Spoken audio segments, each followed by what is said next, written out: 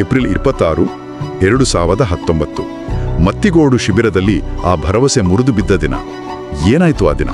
ಅಧಿಕೃತವಾಗಿ ಹೇಳಿದ್ದು ಸಾವಿಗೆ ಕಾರಣ ಹೃದಯಾಘಾತ ಅಂತ. ಹಾಗಾದ್ರೆ 2017 ಮತ್ತು 2018 ದಸರಾದಲ್ಲಿ ಭಾಗವಹಿಸಿದ್ದು ಅದರ ಅಂತಿಮ ಪರೀಕ್ಷೆ ತರ ಆಯ್ತಾ? ಹೌದು, ನಾನು 2018 ದಸರಾದಲ್ಲಿ ನೋಡಿದ್ದೆ.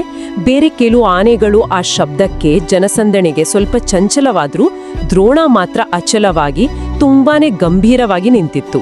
ಅದರ ಆ ನಿಲುವನ್ನು ನೋಡಿದಾಗಲೇ ಎಲ್ಲರಿಗೂ ಖಾತ್ರಿಯಾಗಿರಬೇಕು. ಹೌದೌದು. ಅರ್ಜುನನ ನಂತರ ಚಿನ್ನದ ಅಂಬಾರಿಯ ಉತ್ತರಾಧಿಕಾರಿ ಈತನೇ ಅಂತ ಎಲ್ಲರೂ ಮಾತಾಡ್ಕೊಳ್ತಿದ್ರು. ಆದ್ರೆ ಆ ಭರವಸೆ ಹೆಚ್ಚು ಕಾಲ ಉಳಿಲಿಲ್ಲ ಅನ್ನೋದೇ ದೊಡ್ಡ ದುರಂತ.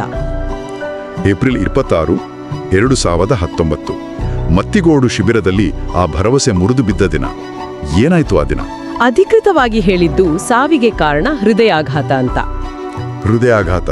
ಸುಮಾರು 38-39 ವರ್ಷದ ಆರೋಗ್ಯವಾಗಿದ್ದಂತೆ ಕಾಣುತ್ತಿದ್ದ ಆನೆಗೆ ದಿಢೀರಂತ ಹೃದಯಾಘಾತ ಆಗೋಕೆ ಸಾಧ್ಯನಾ? ಇಲ್ಲಿ ನಾವು ಸ್ವಲ್ಪ ವೈಜ್ಞಾನಿಕವಾಗಿ ಯೋಚಿಸಬೇಕು. ಹೃದಯಾಘಾತ ಅನ್ನೋದು ಒಂದು ಅಂತಿಮ ಹಂತ ಅಷ್ಟೇ.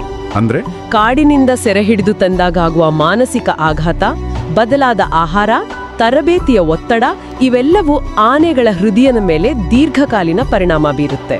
ಆ ದಿನದ ಘಟನೆ ಹೇಗಿತ್ತು? ಅಂದು ಬೆಳಿಗ್ಗೆಯಿಂದಲೇ ದ್ರೋಣ ಸ್ವಲ್ಪ ಸುಸ್ತಾಗಿತ್ತು ಅಂತಾರೆ.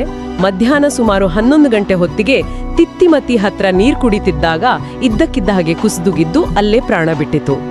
ಇದೇ ವಿಷಯ ಒಂದು ದೊಡ್ಡ ವಿವಾದಕ್ಕೂ ಕಾರಣವಾಯಿತು ಅಲ್ವಾ? ಅರಣ್ಯಾಧಿಕಾರಿಗಳ ನಿರ್ಲಕ್ಷ್ಯವೇ ಸಾವಿಗೆ ಕಾರಣ ಅಂತ ಮಾವುತರು ಆರೋಪಿಸಿದ್ರು.